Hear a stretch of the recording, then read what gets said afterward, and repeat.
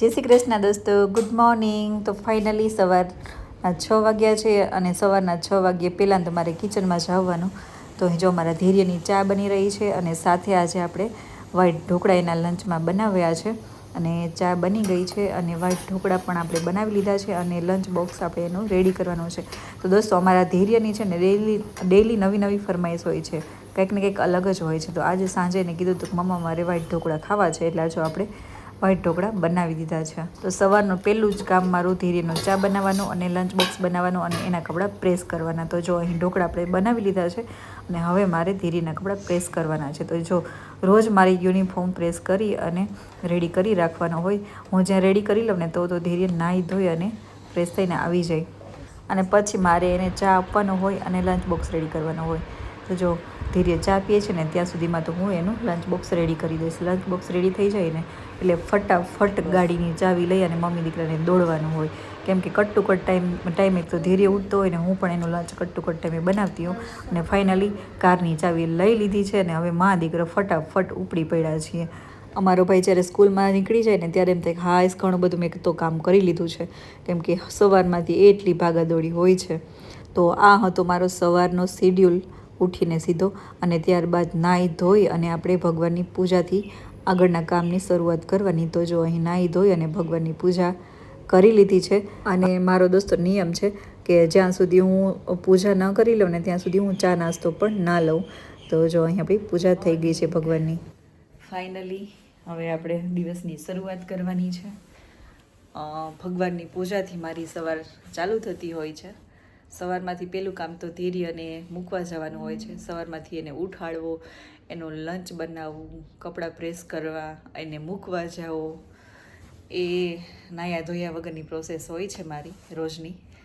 અને એને મૂકી આવી અને સીધું જ મારે નાહવા જવાનું, નાહી અને ભગવાનની પૂજા કરવાની અને ત્યાર પછીથી દિવસની શરૂઆત કરવાની. તો ભગવાનની પૂજા આરતી થઈ ગઈ છે અને મારા સાહેબ હજી સૂતા છે, કેમ કે રાતે ઘણી વખત એમને લેટ થઈ જતું હોય છે ને એટલે લેટ ઉઠવાનું પણ થાય છે. તો હવે આપણે પહેલાં તો ચા નાસ્તો કરીશું.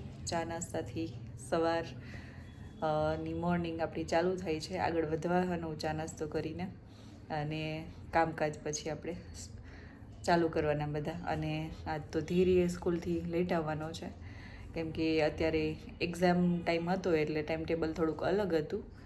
1 વાગે આવી જતો હતો અને હવે પાછો રૂટીન ટાઈમ થઈ ગયો છે ભાઈનો 2:30 વાગ્યાનો. તો એ પણ આજે લેટ આવવાનો છે, એટલે એ આવે ત્યાં સુધીમાં આપણે બધું કામકાજ આજે પતાવી દેવાનું છે. આજે ખબર નહીં શું પ્રોબ્લેમ હોય, 11:30 વાગ્યા છે અને લાઈટ જતી રહી છે. કામકાજ થોડુંક લાઈટનું કામ બાકી છે, કપડાં મશીનમાં નાખ્યા છે, લાઈટ વહી ગઈ છે. ખબર નહીં હવે ક્યારે આવશે. જોકે હર વખતે જાય ને ત્યારે મેસેજ આવી જાય ગ્રુપમાં કે લાઈટ જવાની છે. આજે કોઈ મેસેજ આવ્યો નથી એટલે શાયદ એવું લાગે છે કે એમ જ ગઈ હશે થોડી વાર પૂરતી. આવી જાય તો સારું કહેવાય, નકર અમારા અમદાવાદમાં છે ને બપોરના ટાઈમે લાઈટ વગર બહુ અઘરું છે, કેમ કે 12 વાગ્યા પછી છે ને બહુ ગરમી અહીંયા પડે છે, કેમ કે છત ને આ બધી દિવાલો તપી જાય ને એટલે ગરમી ફૂલ પડે છે. અને બહાર તો 12 વાગ્યા પછી નીકળાય જ નહીં, ગરમી અને તડકો અહીંયા બહુ જ પડતો હોય છે. ચલો અત્યારે લાઈટ તો ગઈ છે, પણ હવે રસોઈનું કામકાજ આપણે ઉપાડી લીધું છે.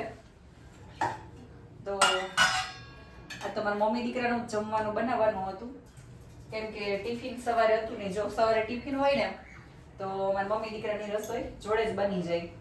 આજે ટિફિન હતું નહીં એટલે મારે હવે મમ્મી દીકરાની જ રસોઈ બનાવવાની છે. અને અમારા મમ્મી દીકરાની રસોઈ હોય ત્યારે અમે લાંબી માથાકૂટ ના કરીએ, જસ્ટ શાક રોટલી જ બનાવી નાખીએ. આપણો પ્લાન ફરી ગયો, બનાવી હતી રોટલી અને હવે કરીએ છીએ આપણે રોટલા. અમારા ધીરે ભાઈને છે ને પેલા રોટલા નહોતા ભાવતા અને હવે ગામડે જાય એટલે ગામડે અમારે વધારે પડતા રોટલા જ હોય છે, એટલે ધીરે ધીરે કરી અને એને રોટલા ભવરાવા માંડ્યા. કેમ કે ગામડે જાય ત્યારે બધી જગ્યાએ રોટલી નથી હોતી, ક્યાંક રોટલી બપોરના હોય છે, ક્યાંક ના હોય. એટલે લગભગ છોકરાઓને તો કોઈ એવી વસ્તુ હોવી જ ના જોઈએ કે નથી ભાવતી. એટલે આમાં ધૈર્યનું એવું છે, એક કારેલાનું શાક નથી ભાવતું અને રીંગણાનું નથી ભાવતું, બાકી બધું જ ખાઈ લેવાનું. જેટલી છોકરાઓને ખરાબ આદત ખાવામાં પાડીએ ને એટલું આગળ જતાં આપણે જ નડતું હોય છે. એટલે ખાવા બાબત તો છોકરાઓને છે ને બધું જ ભાવતું જોઈએ. જો આ મારી તાવડી 6 મહિનાથી ફૂટી ગઈ છે, તિરાડ પડી ગઈ છે. 6 મહિનાથી આ ચલાવું છું.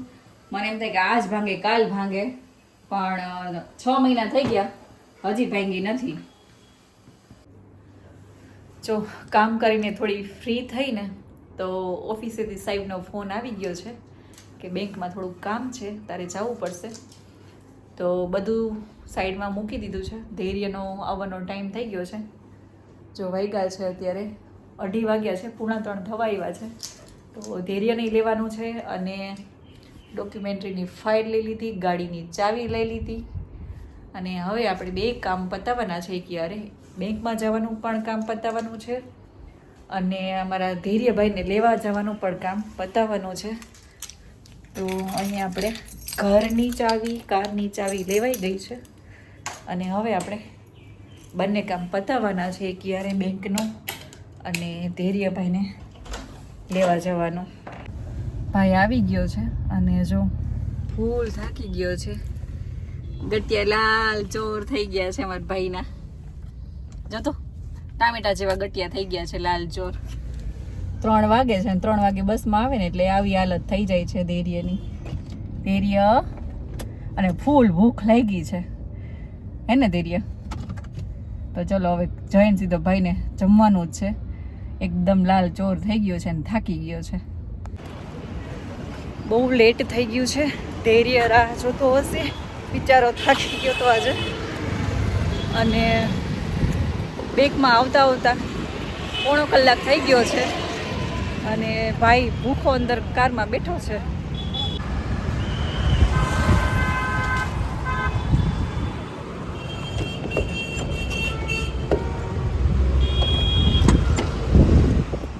કેમ છો? તો અત્યારે વાગી ગયા છે 5 અને મારો ટેનિસનો ટાઈમ થઈ ગયો છે. તો હવે મમ્મીને મનાવવું પડશે કે હવે ટેનિસમાં મૂકી જાઓ, કેમ કે અમારા મા દીકરા વચ્ચે થોડું રફુ તફુ થયું હતું એટલે. તો મમ્મી તમે મને મૂકી જશો? એકલો જતો રહ્યા છું, તને મૂકવા નહીં આવું. જા. રિક્ષા પર ગુસ્સે કેમ થયો તો આજ? રિક્ષાના પૈસા દઈ દો. મારી પર ગુસ્સે કેમ થયો તો આજ? ગઈ સાચ ના મારી ઉપર ગુસ્સે થઈ ગયો તો. હું બેંકમાં ગઈ ને તો મારે બેંકમાં આવતા થોડું લેટ થઈ ગયું અને ભાઈ ફૂલ ભૂખો દક્ષો કારમાં બેઠો હતો. અને પાછું કર્યું કે હું કાર ચાલુ રાખીને ગઈ હતી. મેં કીધું તું ભાઈ ચાલુ રહેવા દેજે અને તું એસીને હવા ખા અને આમાં બેસજે, સૂવું હોય તો સૂઈ જાજે. અને ભાઈએ કરી દીધી કાર બંધ અને ફૂલ ગરમીમાં બેઠો રહ્યો. અને જ્યાં હું ગઈ ને ત્યાં તો મારી ઉપર હાવ વરસી પડ્યો નકરો. એટલે ભાઈ હવે આજ તું જોતો યાર, જમા ન થાવ તાર જોડે. પ્લીઝ મમ્મા યાર મૂકી જાઓ યાર પ્લીઝ. એક તો હું તારી જોડે તને લેવા માટે એટલો ટાઈમ બગાડું, લેવા મૂકવા, બરાબર? તારી પાછળ આટલો ટાઈમ કાઢું છું. બગાડવાનું સોરી મમ્મા, સોરી. બગાડવાનું તો ન કહેવાય, પણ તારી પાછળ હું એટલો ટાઈમ કાઢું છું. Sorry mamma please. ચલો હવે ગાઈસ તો હું તો મનાવી લઉં. તો ગાઈસ જો અત્યારે હું મારી બોટલ ભૂલી ગયો તો ટેનિસમાં જતો તો એટલે ભૂલો કોણ? સોરી. ચલો આ ભૂલકણ છોકરો છે ને ટેનિસમાં જવા માટે પાછો આવ્યો છે. બોટલે પાણીની ભૂલી જાય છે અને આ બધું મારે યાદ કરવાનું. પાણીની બોટલ ઘણી વખત ભૂલી જાય છે. તો હેલો ગાઈસ, જો અત્યારે અમે સ્કૂટરમાં બેસી ગયા છે અને પહોંચવા આવ્યા છે. તો અત્યારે તો જો ટ્રાફિક નથી, બટ બહુ તડકો છે અત્યારે અને તડકામાં તો જો આવી હાલત કરીને જવી પડે.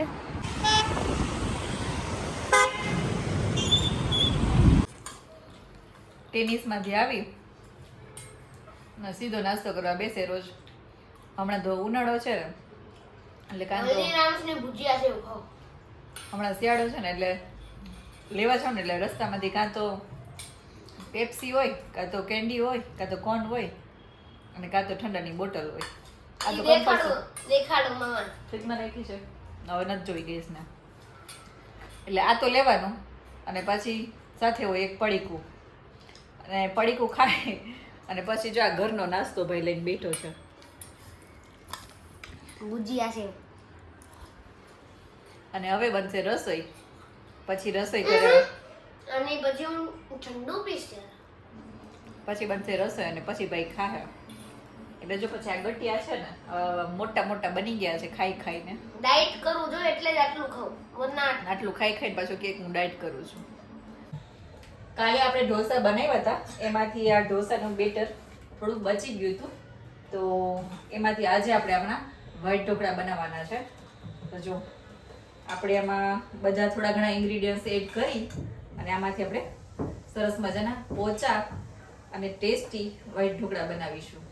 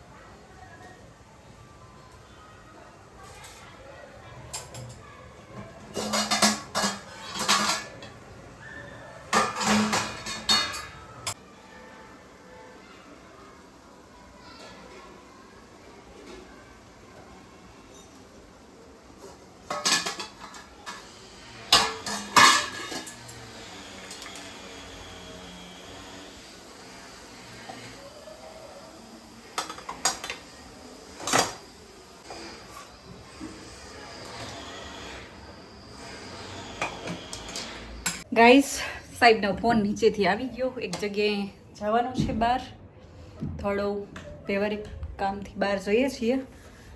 એટલે મારો ભાઈ તો સૂઈ ગયો છે, ધૈર્ય જો થોડી વાર માટે બહાર જવાનું હતું, થોડું કામ છે એટલે આપણે ચાય બાવી લઈ લીધી અને જઈએ. આવીને પછી થોડી રસોઈ બાકી છે એ નિપટાવીશું. મારે છે ને ઘણી વાર આવું થાય કે અચાનક ફોન આવે કે બહાર જવા માટે, એટલે જે કામ પત્યું ને છોડીને નીકળી જવું પડે. અને અત્યારે જો રસોઈ કરતાં નીકળી છું અને અડધી રસોઈ હવે આવીને કરવાની. એ સાહેબ જો મારા જોઈ છે કારમાં 10 મિનિટથી આવીને ઊભા હતા, મારે થોડું લેટ થઈ ગયું નીકળતા. જો ગાઈસ, આ છે અમારો પલેડિયમ મોલ, જે અમારા ઘરથી થોડોક જ દૂર થાય છે અને મસ્ત જો દિલડાવાળી લાઇટિંગ ગોઠવી છે.